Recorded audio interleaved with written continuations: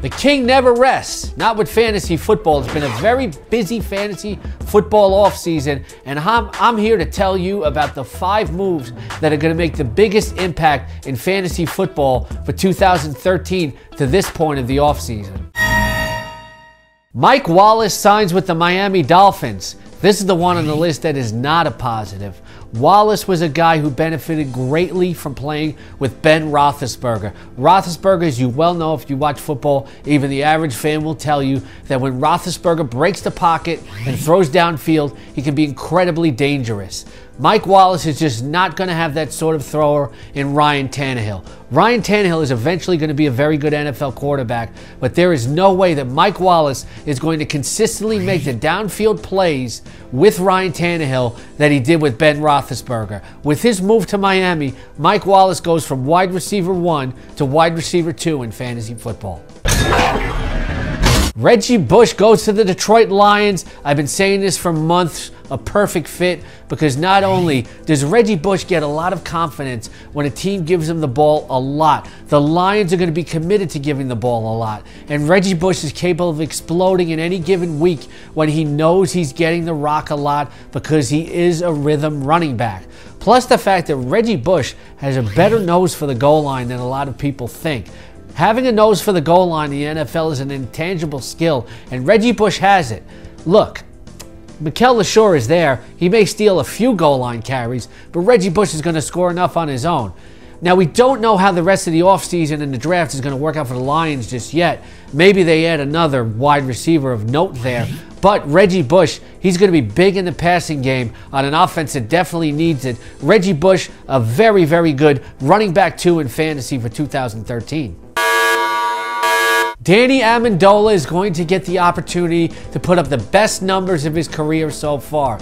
You saw when he was healthy in St. Louis that even with Sam Bradford, he could look pretty darn good. Well, now playing with Tom Brady, he gets to maybe fill that Wes Welker role, but he's a little different than Wes Welker. Wes Welker is a little bit of a scatter guy after the catch. Danny Amendola is more fluid after the catch and can make things happen downfield after the catch.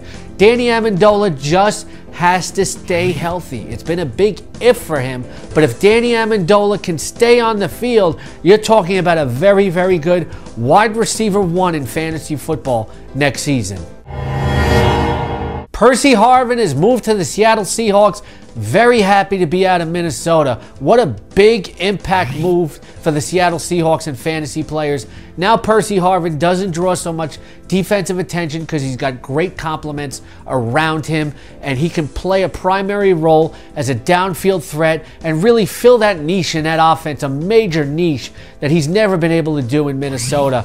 Harvin could have a career year. This could be the first year that he reaches 1,000 yards receiving and at least 9 touchdowns. Russell Wilson throws a beautiful deep ball downfield. If you watch Russell Wilson, a great play action fake and then the ability to deliver it downfield to who's ever open. The one thing the Seahawks were missing on offense was a deep threat, and now they have so much offensive balance that Percy Harvin is going to face a lot less defensive attention, and this could be his best year ever.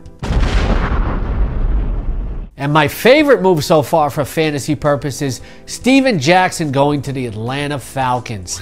And Steven Jackson, this is a boon for his fantasy value. From a pure football perspective, Jackson is not the guy that he was in his prime. When you watch Jackson in his prime, he could carry 5 or 6 guys on his back. He was that strong. He's no longer that strong inside, but he still knows how to bounce to the outside. And what I'm impressed with, Steven Jackson has a high football IQ. With age, he's been able to adjust. He has great vision. He has great balance. Now he knows how to make guys miss instead of carrying them on his back. The big thing for him, though, he finally gets to a team that can give him red zone opportunities. He can finally be a finisher. The Rams would just not get close to the end zone enough in order for him to score. Now with the Atlanta Falcons, it's not going to be Michael Turner trying 3 times to get in the end zone and maybe succeeding. It'll be Steven Jackson banging it in. Steven Jackson, the number two, a great number 2 fantasy running back for 2013. And if you notice that I didn't put Wes Welker on this list, it's because I don't expect the numbers to change a whole lot. It's really got to be about fantasy football impact. All right, get ready for your drafts in 2013.